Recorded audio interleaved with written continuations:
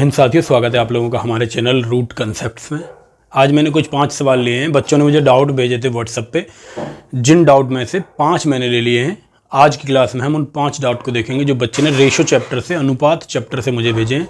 बहुत ज़्यादा टफ नहीं है सवाल, केवल बच्चे के मन के ऊपर है। कोई कभी कभी इजी सवाल में भी हम अटक जाते हैं, कभी कभी टफ सवाल भी हम बना लेते हैं। इन सारी चीज़ों से नहीं परेशान होना है। जो सवाल आपका फंस जाता है उस सवाल को आप फॉरवर्ड कर दें अपने सीनियर्स के पास, या फिर जो आपके तैयारी करने वाले दोस्त हैं, जो भी आपको सही लगे कि हाँ भाई ये व्यक्ति मुझे इस सवाल का सलूशन दे सकता है, आप उससे पूछ लें।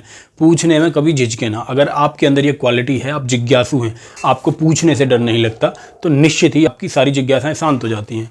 लेकिन आपके अंदर जिज्ञासा होनी चाहिए, आपके अंदर प्रवृत्ति होनी चाहिए सवाल पूछने की। आपके अंदर ये ना रहे कि भाई मैं पूछूंगा तो मुझे कम आंकेंगे लोग, ऐसा कुछ नहीं है। आपके अंदर जो सवाल है उस सवाल को पूछिए। जब आप सवाल पूछेंगे तो आपको नॉलेज मिलेगी, और ऐसे ही धीरे धीरे बूंद बूंद से घड़ा बढ़ता है। एक दिन आपकी नॉलेज काफ़ी अच्छी, काफ़ी बेहतर हो जाएगी। पहला सवाल देखिए, पहले सवाल में कुछ भी नहीं था। पता नहीं मुझे कि बच्चा क्यों इसमें अटका। सवाल कह रहा है 170 को 3 भागों में इस प्रकार विभाजित किया जाता है कि पहला भाग दूसरे भाग से 10 अधिक है, तीसरे भाग के साथ उसका अनुपात 2:5 है। यानी 2 चीज़ें दे रखी हैं सवाल में। एक तो कह रहा है कि जो पहला भाग है वो दूसरे भाग से 10 अधिक है, और पहला भाग और तीसरे भाग का अनुपात 2:5 दे रखा है। यानी कि मैं अगर इसे लिखना चाहूँ गणित की भाषा में तो मैं कह सकता हूँ 170 टोटल रुपए थे, 3 भागों में मैंने बांटा कि ABC 3 इस तरह से मैंने से बांट लिया। कह रहा है पहला भाग दूसरे से 10 अधिक है। तो एक तरीका तो ये है, अगर दूसरा भाग, पहला भाग अगर x है तो दूसरा भाग x - 10 रहा होगा। और तीसरा भाग क्या है, पहले और तीसरे का अनुपात दे रखा है। यानी इसकी पहले भाग की वैल्यू 2 यूनिट है तो लास्ट के भाग की वैल्यू 5 यूनिट है। ये आपको रेशो दे रखा है। इस रेशो को कंबाइंड अगर आप करना चाहें तो क्या करेंगे, मैं इसे 2x मान लूँ तो c की वैल्यू 5x हो जाएगी, और 2x - 10 b पार्ट की वैल्यू हो जाएगी। इतनी सी बात, आप इसे ना लिखें। रेशो जो सवाल में दे रखा था उसके अकॉर्डिंग मैंने तोड़ लिया। ये तो बेसिक तरीका हुआ सवाल का। लेकिन इस सवाल को जब आप पेपर में करने जाएंगे तो आपको इतना सब सोचने की बिल्कुल भी ज़रूरत नहीं है। मैंने पहले ही बताया है, मैं हर वीडियो में बता रहा हूँ, पहले सवाल को पढ़ के उसकी कंडीशन के अकॉर्डिंग आप ऑप्शंस को देखें। क्या कोई ऑप्शन है? ऐसा भी संभव है कि केवल एक ही ऑप्शन कंडीशन को फॉलो कर रहा हो, तो आपको सवाल को सॉल्व करने की जरूरत ही नहीं पड़ेगी। आप पहला सवाल देखेंगे तो इसमें पहली कंडीशन दे रखी है कि पहला भाग दूसरे से 10 अधिक है। जब आप देखेंगे पेपर में क्या ऑप्शन दिए गए थे, तो आपने देखा ऑप्शन ए में पहला भाग दूसरा भाग दोनों समान थे, तो ये उत्तर नहीं हो सकता। ऑप्शन बी में 10 का अंतर है, उत्तर हो सकता है। सी में और डी में, तीनों में 10 का अंतर नहीं है, तो आप सीधा कह सकते हैं पेपर में कि ऑप्शन बी ही इस सवाल का जवाब होगा।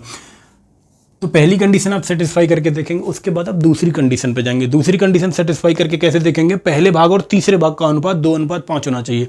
मान लीजिए एक से ज़्यादा ऑप्शन आपको ऐसा मिल जाता जिसमें पहला भाग और दूसरा भाग, दूसरे भाग से पहला भाग 10 अधिक होता, तो ऐसी कंडीशन में आप फिर दूसरी कंडीशन चेक करा लेते। दूसरी कंडीशन कैसे, पहले और तीसरे भाग का अनुपात देख लेते आप, A/C, पहले तीसरे का अनुपात 2:5 है कि नहीं।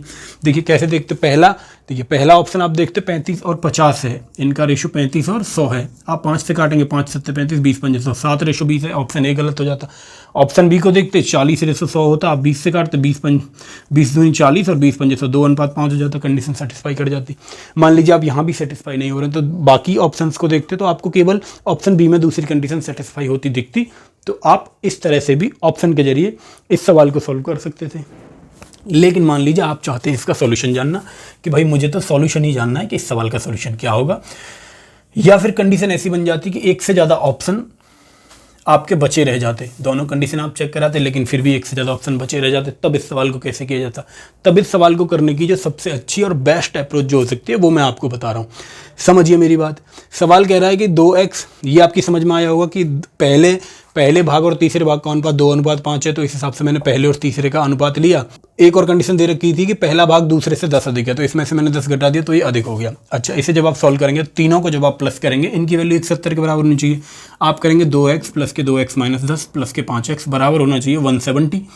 यहाँ से आप जानेंगे 2x 4x और 5, 9x बराबर हो जाएगा, 10 उधर जाएगा तो 180 हो जाएगा। आप देखेंगे x की वैल्यू 20 आ गई। ये तो हुआ बेसिक अप्रोच। इस सवाल को और इससे भी आसान तरीके से कैसे सॉल्व किया जाएगा ये भी मैं आपको बता देता हूँ। x की वैल्यू जैसे ही 20 आएगी तो आप तीनों पार्ट आसानी से निकाल लेंगे। तीनों पार्ट कैसे निकालेंगे, भाई a की वैल्यू 2x है, यानी 20, 1x 20 के बराबर है, 2 40 के बराबर रही होगी। b की वैल्यू a की वैल्यू से 10 कम है तो 30 रही होगी। सी की वैल्यू 5x है, यानी 5 दूनी 10, 100 रही होगी। ये आपका निकालने का तरीका हो सकता है। दूसरा और अप्रोच इसमें आप क्या लगा सकते हैं और कैसे सोच सकते हैं ये आप समझिए। देखिए, जब आप इन कंडीशन बनाएंगे कि पहला दूसरा तीसरा, फिर से समझिए, ABC 3 दे रखे हैं, पहले और तीसरे का अनुपात दे रखा है, तो पहले मैंने अनुपात रखा 2:5 के अनुपात में ये रहा होगा। दूसरी कंडीशन में इसमें दे रखा है कि बी की जो वैल्यू है वो ए की वैल्यू से 10 कम है। मैं थोड़ी देर के लिए ऐसे मान लेता हूं कि 10 रुपये अधिक मैंने बी को दे दिए। आप थोड़ी देर के लिए इस बात को माने, बस मानने से देखिए कैसे सवाल आसान हो जाता है। मैंने कहा 10 रुपये मैंने बी को ज़्यादा दे दिए, यहाँ मैंने लिख लिया ताकि मुझे याद रहे। बी को 10 रुपये अगर आप ज़्यादा दे देंगे तो ए के बराबर हो जाएंगे, दोनों का अनुपात कितना हो जाएगा, 2 2 5 हो जाएगा। अब मुझे बताइए 2 और 2 4 और 5 9 यूनिट टोटल है। और सवाल में टोटल कितना दे रखा है, सवाल में टोटल दे रखा है 170। 170 कब, जब बी को 10 रुपये कम मिलते। यहाँ मैंने मान लिया है कि बी को 10 रुपये ज़्यादा मिले, यानी टोटल में भी 10 की वृद्धि हुई होगी। तो 9 की वैल्यू 170 में जब 10 जोड़ेंगे तो 180 हो जाएगी। 1 की वैल्यू कितने के बराबर होगी, 20 के बराबर हो जाएगी। अब मैं यहाँ से कह सकता हूँ कि ये 20 बार कटा, यानी 1 यूनिट की वैल्यू 20 के बराबर है। तो ए को कितना मिला होगा, 20 गुणा 2 यानी 40 इसे मिलेगा। यहाँ बी की वैल्यू भी 40 रहेगी और सी की वैल्यू 20 पंजे 100 हो जाएगी। लेकिन बी की वैल्यू यहाँ 40 आई है, असल में वैल्यू कितनी है, 10 कम है। तो 40 में से 10 कम कर देंगे 30 आ जाएगा। ये अप्रोच हो सकता है इस सवाल को जल्दी सॉल्व करने का। ठीक है, इसी अप्रोच को, अपनी तरफ से मानने वाले अप्रोच को अगले वाले सवाल में भी हम देखेंगे। उम्मीद मैं करता हूँ कि आपकी समझ में ये अप्रोच आई होगी। अगर नहीं भी आई होगी तो आप क्या करेंगे, वीडियोज़ को शुरू से देखें। आप डायरेक्ट देखिए, गणित एक ऐसा सब्जेक्ट है, गणित एक ऐसा सब्जेक्ट है जिसमें सारी चीज़ें आपस में कनेक्टेड हैं, आपस में लिंक हैं। जोड़, घटाव, गुणा, भाग, रेशियो, परसेंटेज, औसत, सारी चीज़ें आपस में लिंक हैं। तो जैसे मैंने पढ़ाना शुरू किया है, नंबर 1 वीडियो से आप पढ़ना शुरू करेंगे और धीरे धीरे बढ़ते चले जाएंगे तो सारी चीज़ें आपकी समझ में आएंगी। मैथ आपकी समझ में पूरी तरह से तब आएगा जब आप एक बार पूरे गणित को पढ़ लेंगे, सारे गणित के चैप्टर्स के बेसिक आपके क्लियर हो जाएंगे। तब आप दूसरी बार जब पढ़ना शुरू करेंगे ना, तब मैथ आपकी समझ में असल मायने में तब मैथ आपकी समझ में आनी शुरू होगी। दूसरा सवाल देखिए, दूसरा सवाल कह रहा है 200 रुपये हैं। क्या करना चाहता है, 200 को 2 भागों में इस प्रकार विभाजित किया जाता है कि पहले का छठा हिस्सा दूसरे का आधा हिस्सा का अनुपात 1:1 है। दूसरे भाग का मान बताइए। देखिए 2 हिस्सों में मैंने बांटा, मैंने कहा ए और बी 2 हिस्से हैं। सवाल कह रहा है पहले भाग का छठा हिस्सा यानी ए का 1/6 और बी मैंने दूसरा हिस्सा माना, बी का आधा। जैसे ही आप कर देंगे तो 1:1 हो जाएगा। तो 1:1 होने का मतलब है कि दोनों बराबर हो जाएंगे। तो बराबर मैंने कर लिया दोनों को, यहाँ से आपको रेशो मिल जाएगा। देखिए यहाँ से आपको मिलेगा, यहाँ कुछ नहीं बचा तो ए बराबर 3 भी बचा। तो ए रेशो बी बराबर कितना आया भाई, ए रेशो बी आया 3:1। अभी आप सोच रहे होंगे मैंने डायरेक्ट कैसे लिख दिया भाई। ए को, एक तरीका तो ये है कि जब आप ए को इधर लेके आएंगे तो ए बटा बी बराबर 3/1 होगा। या तो ऐसे आप समझें, या आप इस चीज़ को करे बिना डायरेक्ट लिख सकते हैं। ए के सामने 3 है तो ए की वैल्यू 3 रहेगी, बी के सामने 1 है तो बी की वैल्यू 1 हो जाएगी। ऐसे आप समय अपना कम कर सकते हैं। इतनी चीज़ मुझे लगता है समझ में आ गई होगी, बहुत बड़ी बात इसमें नहीं थी। अब सवाल कह रहा है कि दूसरे भाग का मान बताइए, यानी 1 यूनिट की वैल्यू आपसे जानना चाह रहा है। टोटल कितने थे, 200 रुपये। यहाँ आपने देखा टोटल कितना, 3 और 1 4, यानी कि 4 यूनिट की वैल्यू 200 रुपये रही होगी। 1 की आपको निकालनी, 4 पंजे 20, आप कहेंगे 50 बार कट गया और 1 यूनिट की वैल्यू यानी दूसरे भाग की वैल्यू 50 आ रही होगी। तो आप इस सवाल को इस तरह से भी सॉल्व कर सकते हैं। मान लीजिए यही पहला भाग आपसे पूछ लेता, तो पहला भाग निकालने की कंडीशन में आपको 3 का मान निकालना होता है। 1 यूनिट की वैल्यू 50 है तो 3 की कितनी आ रही होती, 150 आ रही होती, या फिर 200 में से आप घटा देते तो भी 150 आ जाती वैल्यू। ये तीसरे सवाल को देख लीजिए। तीसरे सवाल में क्या कह रहा है, 3170 रुपये को XYZ में इस प्रकार विभाजित किया जाता है। XYZ 3 लोग दे दिए, कह रहा है इन लोगों में 3170 रुपया बांटना है। XYZ के हिस्से में क्रम से 13, 12 और 18 की कमी कर दी जाए। X के में 13, Y के में 12 और Z के में 18 रुपये की अगर कमी कर दी जाए तो उनके हिस्से का अनुपात 20:18:21 के अनुपात में होंगे। Z का आरंभिक मान आपसे पूछ रहा है। जो बेसिक तरीका है सवाल सोल्व करने का वो ये है, X - 13 का अनुपात, Y - 12 का अनुपात, Z - 18 का अनुपात। इन तीनों का अनुपात दे रखा है 18, 20, 18 और 21। 20, 18, 21 ये अनुपात है। तो आप बेसिक से जाएं, बेसिक से आपको इस सवाल को सॉल्व करने में बहुत ज़्यादा समय लगेगा। जो मैं आपको बता रहा हूँ वो एक बात समझें, इमेजिनेशन की पावर देखें। जब हम इमेजिन करके सवाल को करते हैं, कुछ चीज़ें हम अपनी ओर से मान लेते हैं। एक चीज़ बताइए, ये जो रेशो दे रखा है ये 13 कम होने के बाद, 12 कम होने के बाद, 18 कम होने के बाद दे रखा है। तो टोटल में मैं थोड़ी देर के लिए मान लूँ कि टोटल जो है 3170 वो इतना ही कम है। इन तीनों को जोड़िए, इसने कितना कम किया है, 18, 12, 30, 40, 43, यानी 43 कम कर लीजिए। इसमें से यहाँ 7 बचा, यहाँ 2 बचा, यहाँ 3127 ही बचेगा। अब ऐसे समझिए कि 3127 रुपये टोटल है मेरे पास, उसे 20, 18, 21 में बांट लीजिए। 3127 टोटल को 20, 18, 21 क्या रेशो है भाई, 20 रेशो 18 रेशो 21। टोटल कितना हुआ, टोटल हुआ 20, 10, 30, 38, 20, 58 और 1 59। 59 की वैल्यू हुई 3127। 1 की वैल्यू निकालेंगे तो 59 का भाग देना पड़ेगा आपको 3127 में। तो 59 का भाग जब 3127 में देंगे तो 55, 25, 5 6 30, 5 बार जाएगा। 9 5 45 के 5 हासिल 4, 55, 25 और 4 29, यहाँ कितना बचा भाई, 7 5 12 और 9 और 1 10, 17 यहाँ बचा, 7 मैंने यहाँ से कॉमन ले लिया, 9 3 27, 3 बार देंगे, 9 3 27 7 हासिल 2, 5 15 और 2 17, यानी 53 बार चला गया। यानी मैं कह सकता हूँ कि 59 यूनिट की वैल्यू 3127 थी। जब मैंने भाग दिया तो 1 यूनिट की वैल्यू आई मेरे पास 53, 1 यूनिट की वैल्यू 53 है। तो कौन सी बड़ी बात है भाई, 20 18 21 की आपको निकालनी है। 1 की वैल्यू 53 है तो x का मान कितना हुआ, 20 गुणा 53 हुआ। किसकी पूछ रहा है, जेड की पूछ रहा है, तो हम सीधे जेड की निकालेंगे। 21 गुणा 53 जेड की वैल्यू है, आप गुणा करेंगे तो 21 या 63 हुआ, 5 गुण 5 5 दूनी 10, 3 4 5 11 कहाँ से ले, 1113, 1113 जेड की वैल्यू आई। 21 यूनिट की वैल्यू 1113 आई। 21 यूनिट कब है, जब 18 रुपये उसने कम कर दिए। तो 1113 में अगर आप 18 जोड़ देंगे, इधर जोड़ लेते हैं भाई, यहाँ 1113 में आपको 18 जोड़ना है, यही उत्तर है। 8 3 11 का, एक हासिल 1, 1 और 1 2 और 1 3 1 1, यानी 1131। इस सवाल का जवाब होगा ऑप्शन ए। इस सवाल में करने के लिए बहुत कुछ नहीं था, बेसिक से आप जाएंगे तो पूरा 1 पेज बढ़ जाएगा। आपको नॉर्मल क्या करना है, 20 18 21 में, 20 18 21 के रेशो में 3170 को तोड़ लेना है। 21 की वैल्यू निकालेंगे, 21 की वैल्यू निकाल कर उसमें 18 जोड़ देंगे। जेड का मान पूछ रहा है, क्योंकि जेड जो रेशो आया है वो 18 कम करके आया है, इसलिए हम उसमें 18 जोड़ देंगे। ये मैं मिटा देता हूँ, नोट कर लीजिए। जिन लोगों को नोट करना है वो नोट कर लें। अगले सवाल की तरफ चलें, अगले सवाल को समझने की कोशिश करेंगे। चौथा सवाल पढ़ेंगे आपकी स्क्रीन पे। एक आदमी 7 बेटों, 3 बेटियों और 5 भतीजों के बीच में अपना धन बांटता है। धन कितना है, 12,600 रुपये की राशि को छोड़ता है इन तीनों के लिए।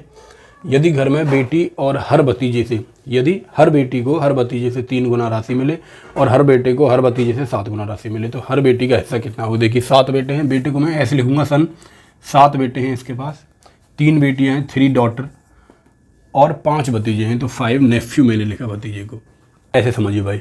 अब मुझे बताइए, अब आप इनका रेशो निकालिए। रेशो क्या कह रहा है, हर बेटी को हर भतीजे से 3 गुना, यानी कि डॉटर को अगर एक, हर बेटी को हर भतीजे से 3 गुना, यानी भतीजे को 1 यूनिट मिलता है तो बेटी को उससे 3 गुना, यानी 3 यूनिट धन मिलता है।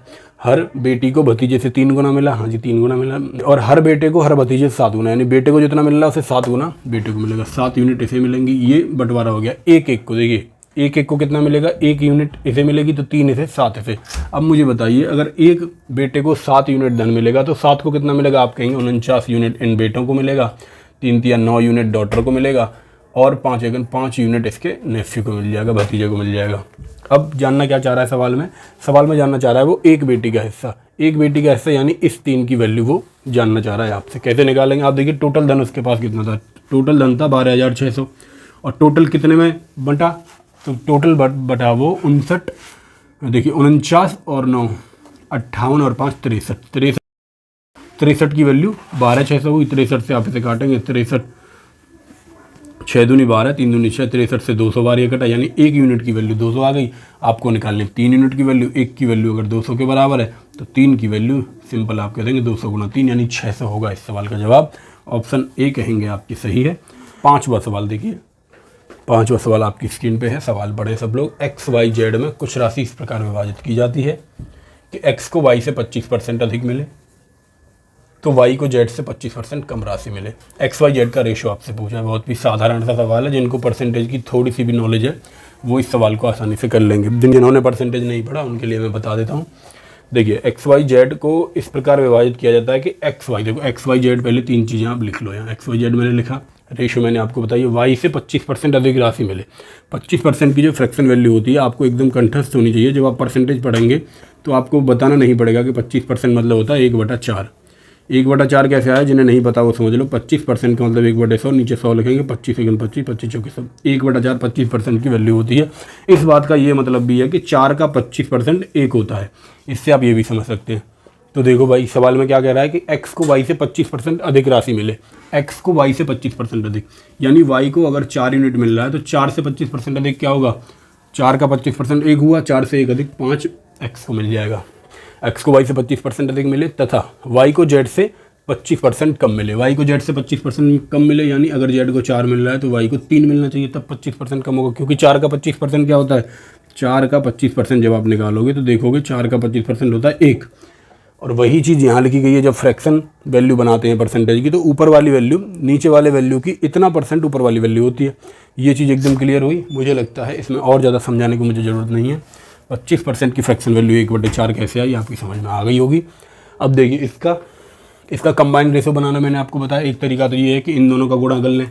देखिए यहाँ बराबर करना, y को दोनों जगह बराबर करने के लिए 3 का गुणा ऊपर कर लें, 4 का गुणा नीचे कर लें। या फिर दूसरा तरीका मैंने बताया था कि साइड वाली वैल्यू उठा के रख लें, यहाँ 4 रखा, यहाँ 3 रखा, ये कंबाइंड रेशो आ गया। दोनों का गुणा कर देंगे, नीचे दोनों का गुणा कर देंगे, दोनों संख्याओं 5 × 15, 4 × 12, 4 × 16, 15, 12, 16 इस सवाल का जवाब आ गया। कुछ भी नहीं था इस सवाल में। इतना समय मुझे केवल आपको समझाने में लगा है। जब आप इस क्वेश्चन को सॉल्व करेंगे तो 10 से 15 सेकंड इसमें मैक्सिमम लग रहे होंगे। और जो खुशखबरी की बात है, बम्पर भर्ती जो आई है SSC की, उनके बारे में भी हम बात करेंगे कि क्या वैकेंसी है, कौन लोग एलिजिबल हैं, कितनी हाइट चेस्ट मांगी है, कितनी आपको रनिंग करनी है उसमें। इन सब चीज़ों की बात करेंगे अगली वीडियो में। तब तक के लिए हम रखते हैं और मिलेंगे अगली वीडियो में सभी साथियों को। जय हिंद। इसी तरह पढ़ते रहिए, एकदम तैयार रहिए।